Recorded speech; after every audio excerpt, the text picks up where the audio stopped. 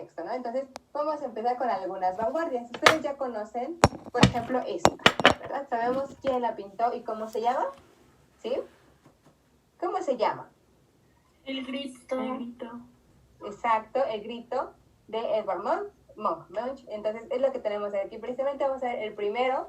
Ya conocemos varias de estas, quizá están, ¿no? Yo entiendo, esta está como muy extraña, parece como un mural, pero esta sí la conocemos, ¿no? ¿Sabemos al menos quién la pintó? Es Guernica de Picasso. Muy bien, Fátima, exacto. Es el Guernica de Picasso. Entonces identificamos como ya el arte se rompió. Si estábamos viendo impresionismo y expresionismo, y el video que yo les mostraba, cómo de aquí llegamos hasta acá, esto pasó en medio.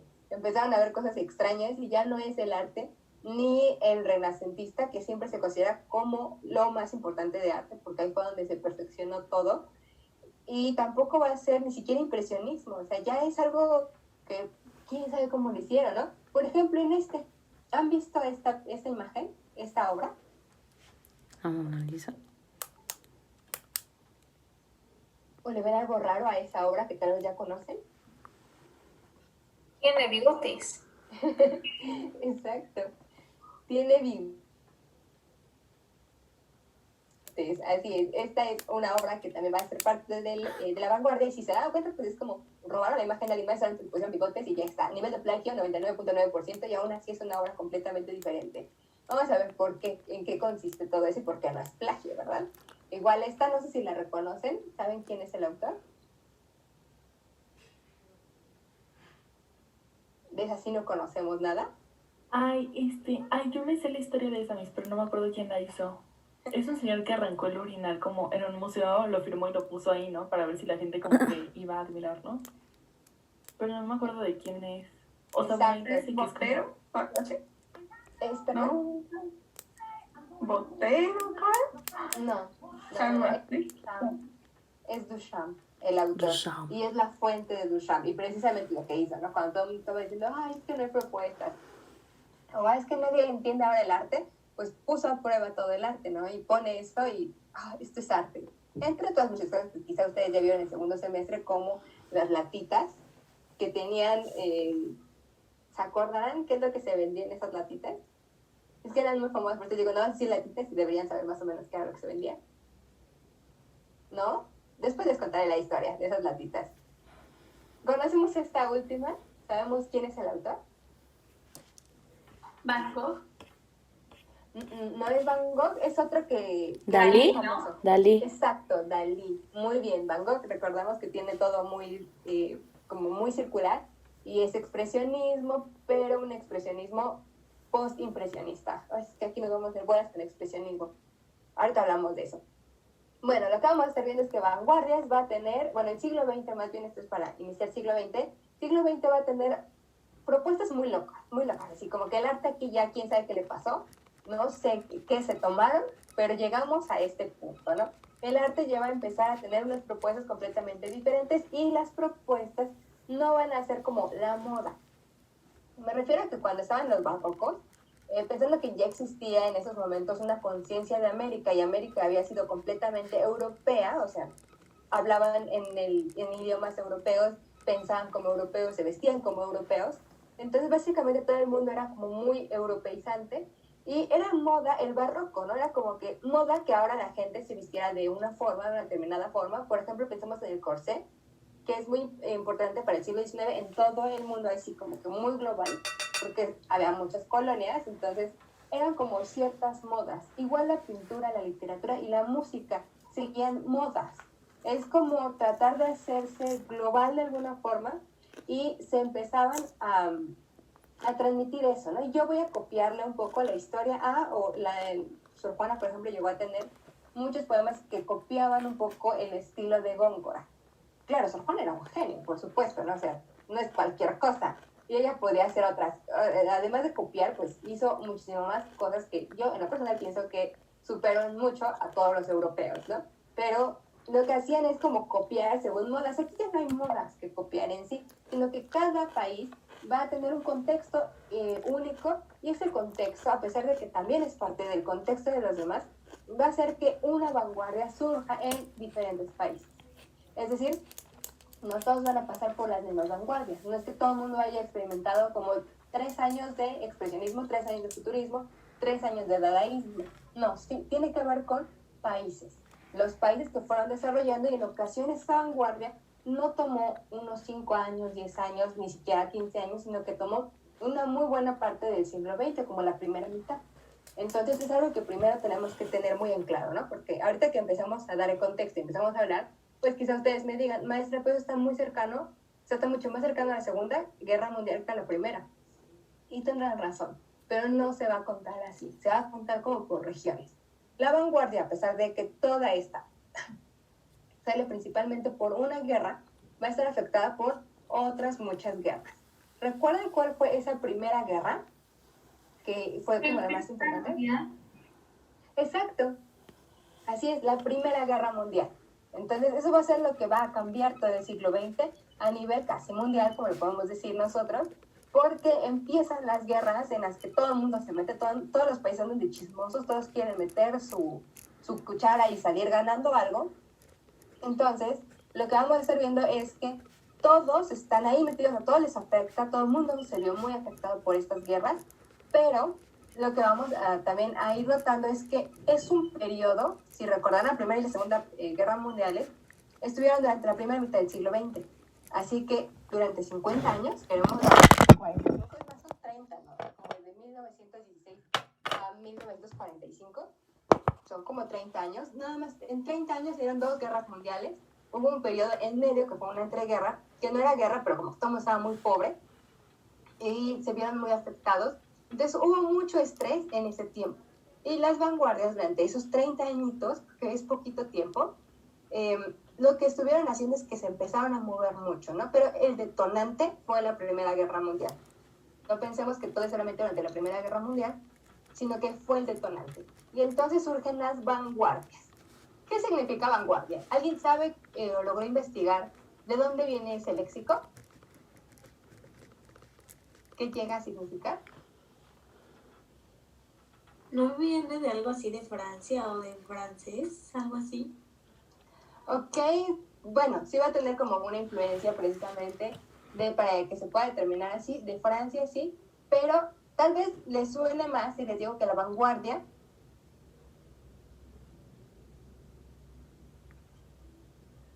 Como en la parte de atrás. atrás, exacto, la parte de atrás de una casa, un carro, una persona.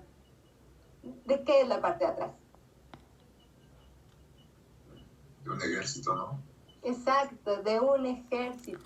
En ese sentido, la vanguardia, entonces, ¿qué parte del ejército será? La del frente. La del frente, exacto. Cuando yo ayer les decía, ¿les parece que es muy violenta la vanguardia? Y ustedes me llegaban a decir, sí, pero como que no tanto, o sea, como que más que nada estaban alocando en la cuestión artística. Vamos a ver que desde el nombre, la selección del nombre, llega a ser muy, muy violenta porque van a seleccionar un léxico solamente militar. Es decir, la vanguardia no es lo que va a destruir el arte, sino todo el mundo. Es lo primero. La vanguardia son estas personitas que llegan al inicio, quizá los primeros en morir, los primeros en ser sacrificados, pero es que van con todo, a barrer absolutamente todo. No es como les digo, la retaguardia, que son como los que están como más tranquilitos, de, bueno, si no pasa nada hasta acá no llega, ¿no? No, ellos son los que van a destruir, los más fuertes. Entonces pensemos que este movimiento artístico, o todos estos ismos, que se denominaron en algún momento como vanguardia, iban con esa intención. Vamos a destruir, vamos a romper, vamos a hacer algo. Y eso va a ser fuerte. Entonces, iban con todo esta idea de romper, tirar, destrozar. ¿Qué? Todo el mundo, ni siquiera el arte, todo el mundo. Y vamos a ver las primeras manifestaciones para que entendamos muy bien qué es lo que se estaba dando para ese momento. Vamos a estar hablando de 5 en específico, vanguardias o ismos. También se llegan a decir como los ismos, porque todos terminan en ismo. Futurismo, dadaísmo, expresionismo, cubismo y surrealismo. Entonces van a ser los 5 ismos o las 5 vanguardias que vamos a estar tomando como un punto de referencia. Después vamos a ver las mexicanas, porque nosotros no solamente nos vamos a conformar con lo que hay en el mundo, sino también vamos a voltear a ver hacia nosotros qué es lo que estuvo pasando para esa época. Entonces vamos a ver también nuestras mexicanas, pero ahorita nada más son esas 5 las importantes. Y como les dije, pues todo el contexto está aquí. Primera, Segunda Guerra Mundial, también va a verse muy influido después por Freud, por toda esta teoría psicoanalítica y todas estas cosas en las que Freud, si recuerdan, el problema para él siempre era como sexo. Entonces, ay, soñé con que tenía tal, tienes problemas sexuales. Es que yo quería, dentro de mi deseo estaba que bla, bla, es que estás reprimida sexual. O sea, siempre tenía como que todo eso tiene mucho peso en lo que va a venir en arte. ¿Okay? Estas ideas, y por supuesto lo que va a ser el siglo XX para el hombre es horrible, un horror tras otro. O sea, pensemos en que van saliendo, pensemos otra vez en lo que le pasa a España, que ya no siente lo duro, sino lo tupido, así como que, llegan y no solamente es como golpear y, amigos, vengan, aquí está España tirada, ¿no? Y todos empezaron a darle de golpe, pues eso empezaron a sentir en todo el mundo también. Hay una primera guerra mundial, empiezan como los golpes, después te dejan súper mal, llega una segunda guerra mundial más fuerte, y en algunos casos van a tener, o van a estar acompañados también por represiones dentro de su país. Entonces, ¡pum!, muchos países empezaron a tener lo mismo que España empezaba a sufrir. Eso es lo que va a tener como gran característica que el hombre sienta miedo y angustia. ¿Okay? Y en ese sentido vamos a estar viendo que las vanguardias pues van a tener muchas características. No me voy a dedicar con esto, no vamos a ver bien esto. Yo lo que quiero es que entendamos cómo son una expresión de su tiempo. ¿Okay? Y ahí nos va a quedar tal vez un poco más claro. La primera vanguardia, la primerísima expresionismo, no debe confundirse con Van Gogh, porque este expresionismo en primer lugar va a surgir en otro lugar. ¿Me ayudan, Zoe, por favor, a leer hasta el texto?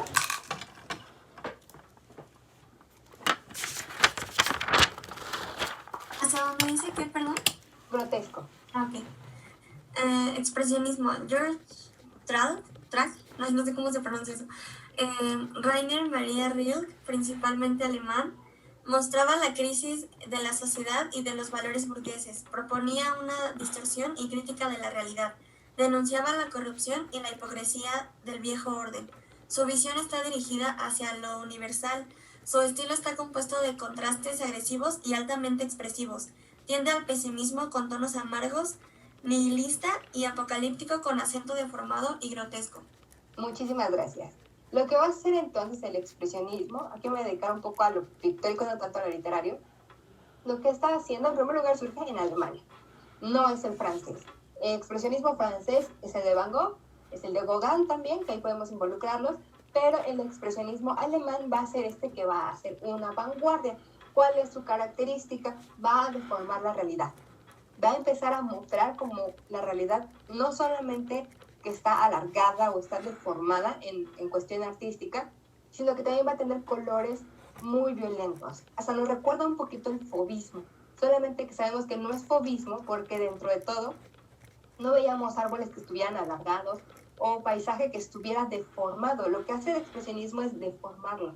Va a intentar dar una denuncia de cómo está el mundo. Y pensemos en el mundo de inicios del siglo XX.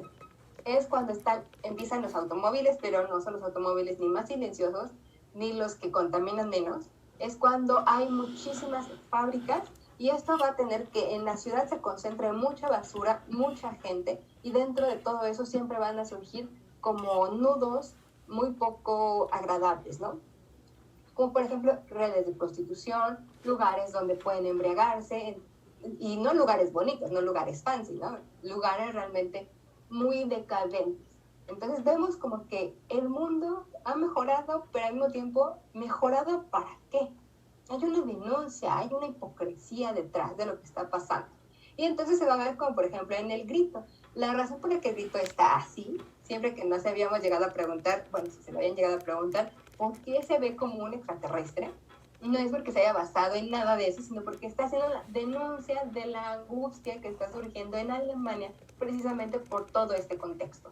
Es mostrar cómo se sienten. Y en ese sentido, ese cuadro nos está dando mucho lo que llegaban a sentir. Joe, ¿tú qué piensas que llegaban a sentir a partir de ver ese cuadro? Mucho miedo, ¿no? O temor, o no pueden expresarse bien. Ok, sí, mucho miedo, terror. No sé, ¿qué me dices del cielo está súper rojo. Naranja. Como las bombas y todo eso, fuego. Ok, sí, tienes razón. Es un momento en el que también está empezando a surgir la guerra. Y ustedes saben, yo lo sé, Alemania no fue durante la Primera Guerra el más bendecido de alguna forma. Entonces, sabemos que se ve mucho ese horror, ese terror que va a empezar a surgir en la población. Esto se va a ir alimentando, además de todo, con el cine. El cine ya no para el siglo XX, ya no es solamente el gran invento moderno, la fotografía, sino que el cine empieza a surgir en 1895. Eso quiere decir que ya para este momento ya existen las primeras películas, por supuesto, no películas con efectos especiales, no películas ni siquiera habladas, pero van a empezar a mostrar un poco el sentimiento de lo que estaba pasando. Es decir, el arte ya empezó a darse cuenta que no era solamente pintura, arquitectura, escultura, lo que ustedes conocen, sino que ya podíamos echar mano de algo más. Y en ese sentido tenemos este caso. La primera película de terror, no sé si la conozcan, la hayan visto a alguien o la hayan escuchado nombrar, El gabinete del Dr. Caligari. ¿No? Muy bien, pues les voy a poner aunque sea el tráiler. La película está muda, no sé a ustedes qué les parezca, pero me parece como que hay un momento en el que es un clásico, pero no, pero no lo vería yo tan completo, ¿no? Sí lo he visto, pero una vez bastó y ya no más. Es de 1920 y vamos a ver el expresionismo. Quiero que reconozcamos cómo se vio el expresionismo en el cine.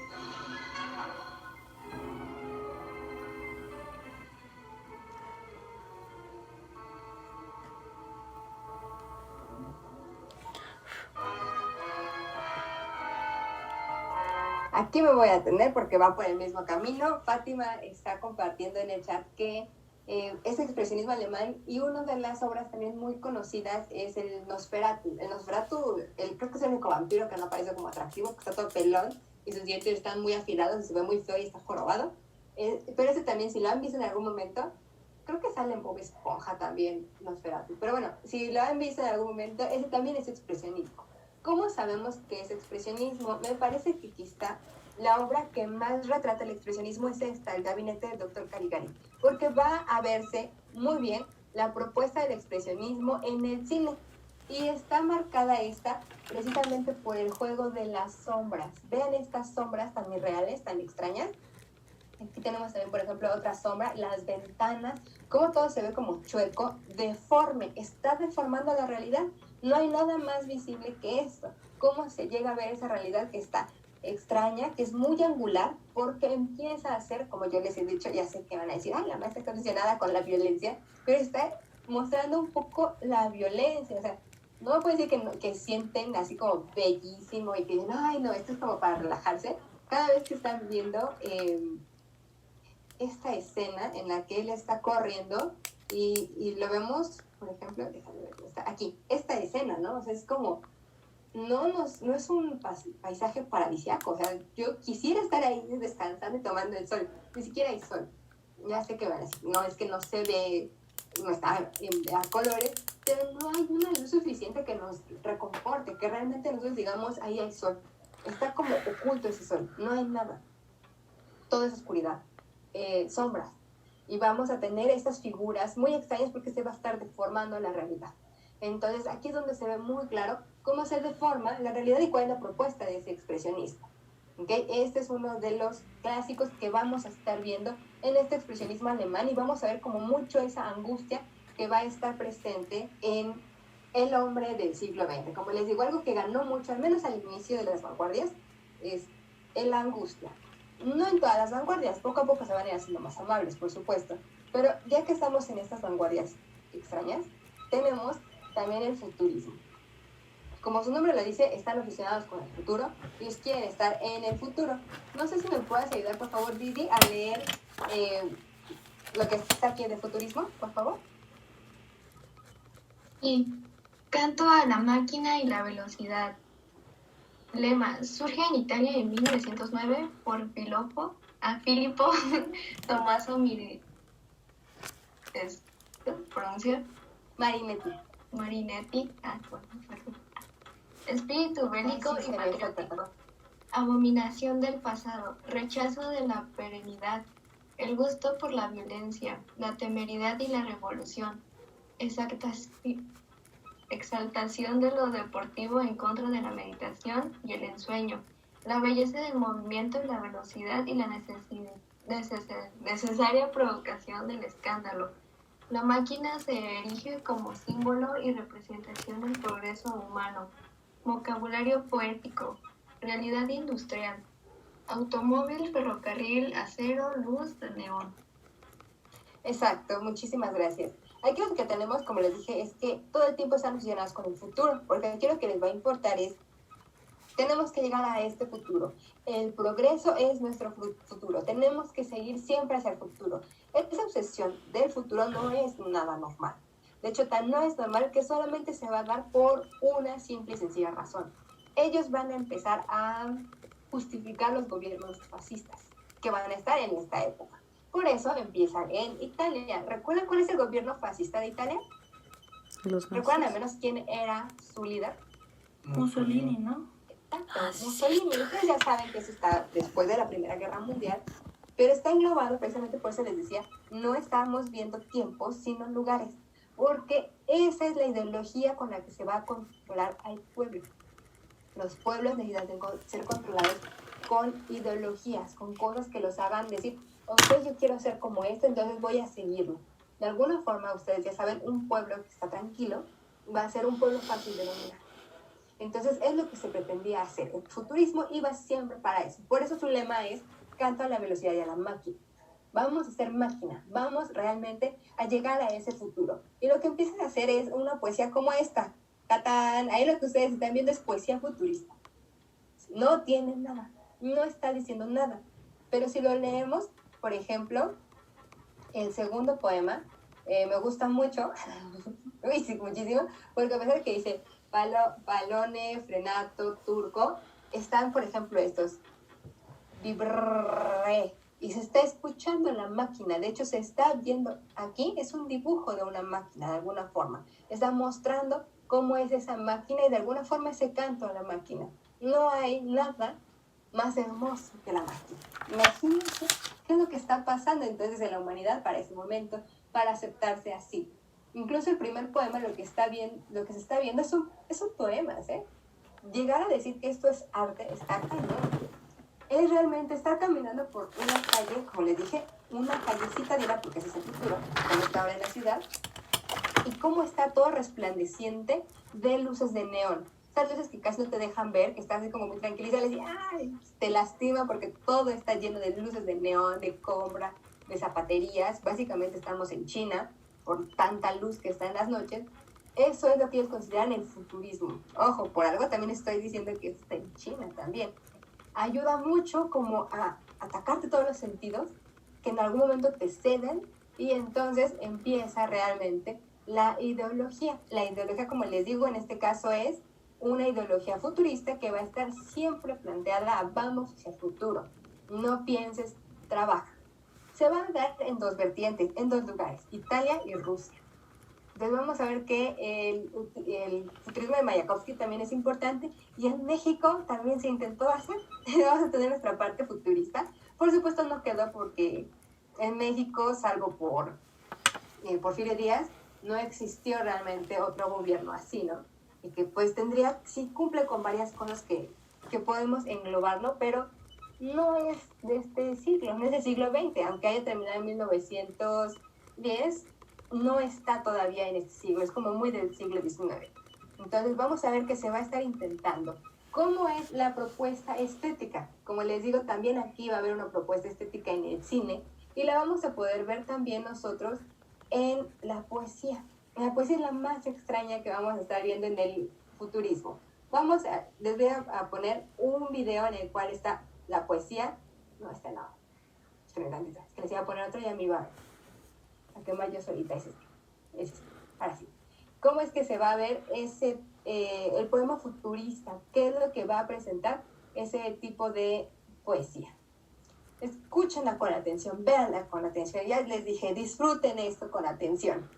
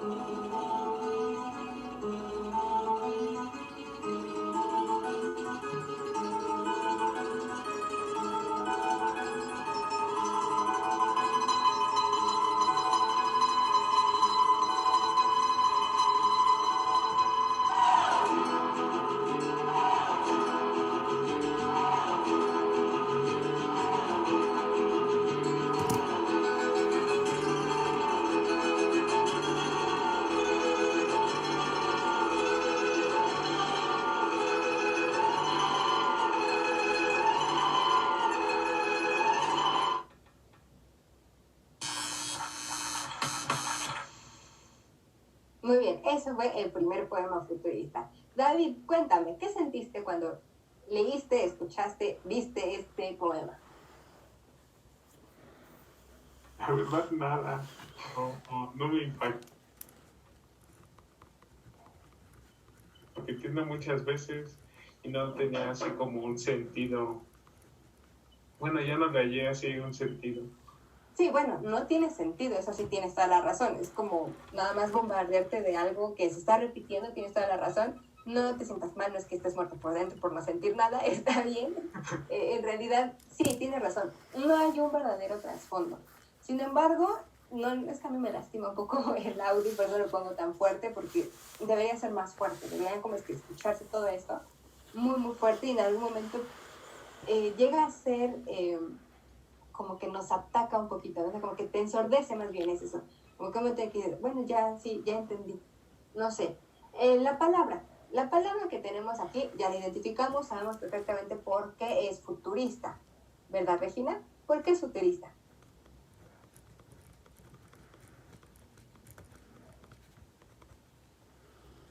¿Me pregunta a mí mismo?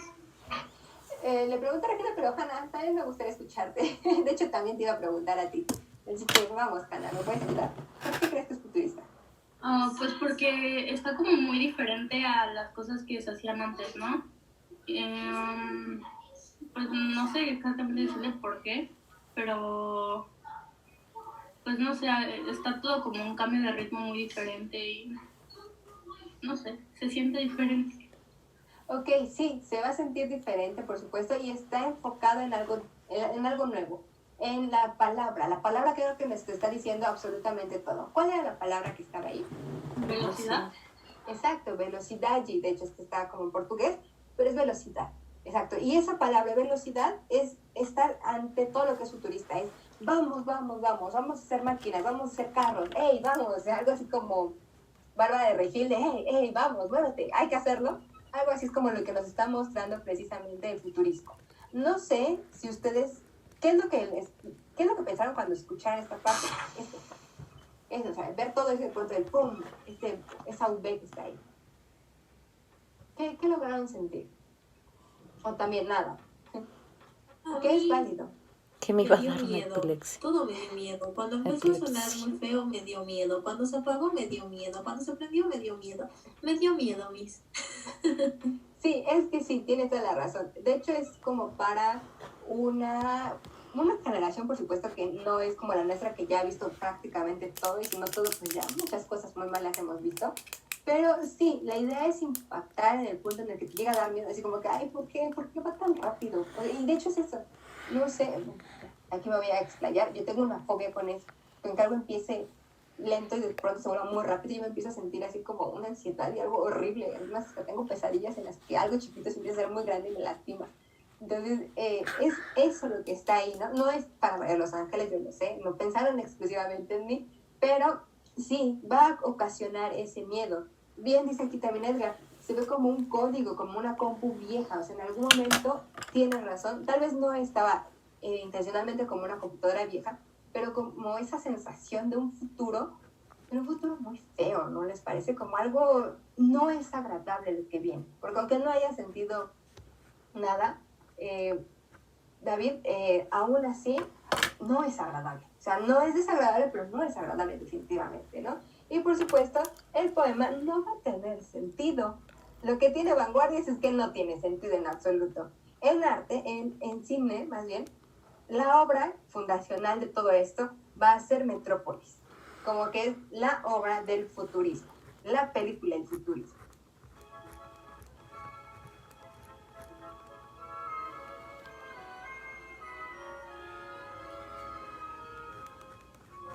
Y vean, por ejemplo, ahí está el futuro. Y en ese futuro no hay naturaleza, porque la naturaleza es vieja. Por eso se oponen al régimen anterior. Es que la naturaleza es vieja, vamos a quitarla, vamos a ir hacia el futuro, siempre hay que tener cuidado con eso. Con algo que nos llega a decir, el futuro es esas grandes construcciones, me están planteando esta vida. No sé ustedes, si quisieran vivir ahí, pero se ve como que te asfixia. Entre más asfixiante es porque el ambiente político, el ambiente que se está viviendo socialmente es asfixiante. Esas son las luces de neón que les digo, eso que lastima.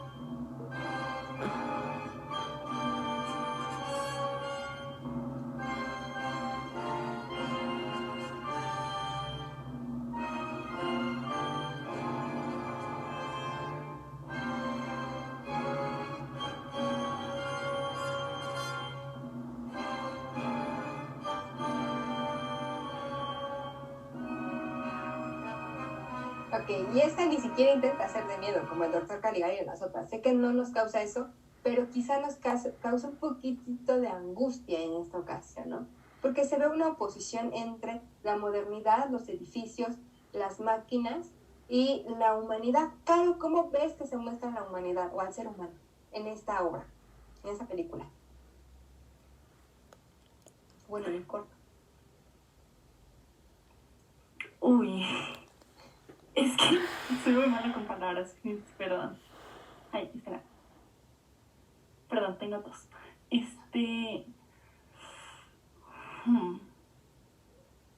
No sé, o sea, siento que hasta cierto punto no lo protagoniza quizá como debería.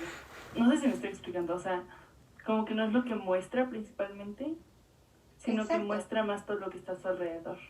Así es, de hecho, la protagonista es esa mujer y esa mujer es un androide, si bien es un robot, que es el androide perfecto porque se vio humano. Pero, por ejemplo, Caro, ¿lograste ver las escenas en las que se ven a los trabajadores y a los niños? ¿Cómo cuántos niños hay? ¿Cómo cuántos seres humanos hay? Ay, no sé. Bueno, no así como un número exacto, pero más o menos poquitos o muchos. No sé. Ay, ¿Cuánto no, es poquito? ¿Cuánto es mucho? Todo es muy relativo, mis. Tengo muchas crisis de eso, perdón. Bueno, sí, no te preocupes. En realidad, si llegan, no sé ustedes qué piensen, si llegan a ver muchos, son hasta como ejércitos de cucarachas, andan así como en muchas partes, la pobre señora está gritando así como que, ¡ay! Todas las manos de los niños tratando de agarrarla. Es porque, pues, de alguna forma los mejores robots son los seres humanos, ¿no? Cuando son robots, cuando no piensan, cuando no son seres humanos. Y es lo que se está mostrando ahí. No es gratuito que esta obra también, la película también haya surgido en Alemania. Es de Fritz Lang y es de Alemania. Entonces, si vemos también, es como que vamos a entrarle a eso porque es una muy buena ideología. El arte ayuda a establecer ideologías. Y entonces, de esa forma, van a empezar a hacerse a nivel formal, a nivel de arte futurista, este arte que llega a ser fuerte, extraño, no tiene mucho sentido y todo el tiempo estamos viendo como el panorama de una ciudad, pero también se va a estar dando a un nivel un poco más popular, al nivel de las personas que simplemente salían a cantar, y que vamos a ver que también va a estar teniendo un poco de ese futurismo. Yo estoy segura que ustedes han escuchado esta canción.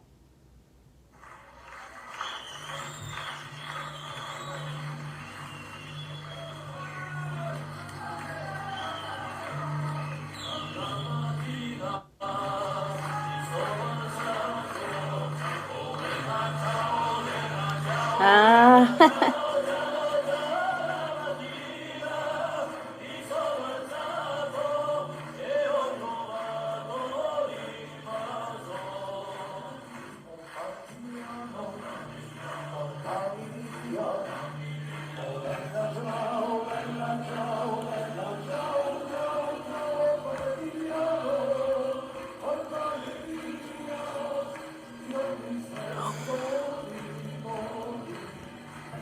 Han escuchado esta canción, ¿verdad? Sí, mi. ¿En dónde la han escuchado? Están en La Casa de Papel, ¿no? Exacto, en La Casa de Papel, porque va a tener también aquí un contexto similar. Recuerden, esto es Italia. No estamos en la primera, pero ya estamos acercándonos a la Segunda Guerra Mundial y va a tener mucho también de la estética futurista. De hecho, esta canción, si la han escuchado, empieza como muy lento y poco a poco se hace un poco más esta idea de salir a defender. O sea, las vanguardias tienen mucho que ver con la ideología que va a estar en esos momentos imperando. Entonces vamos a estar viendo que, por un lado, una primera vanguardia como las que estamos viendo hoy van a ser un poco más agresivas en el sentido que es para, hey, cálmate, vamos a dominarte y te va a gustar. O sea, es como algo así de esa forma. Y por otro lado, no todas las vanguardias, ni todo el arte va a ser así. Va a haber arte también que va a empezar a liberarse o va a intentar buscar algo más. Pensemos que somos todos seres humanos. Los artistas eran humanos. Y por un lado tenían también ambiciones, pero también por otro lado tenían sueños y también por otro lado no podían tolerar la realidad. Y lo que hacían era evadirse. Es como la misma situación que nosotros vivimos todos los días. Si nos llega a tocar algo difícil, o la enfrentamos o nos unimos a esa situación difícil y nosotros también nos hacemos difíciles, o la evadimos. Y así va a ser precisamente la vanguardia. ¿Por qué la vanguardia no tiene sentido? ¿Por qué la vanguardia se ve tan rara?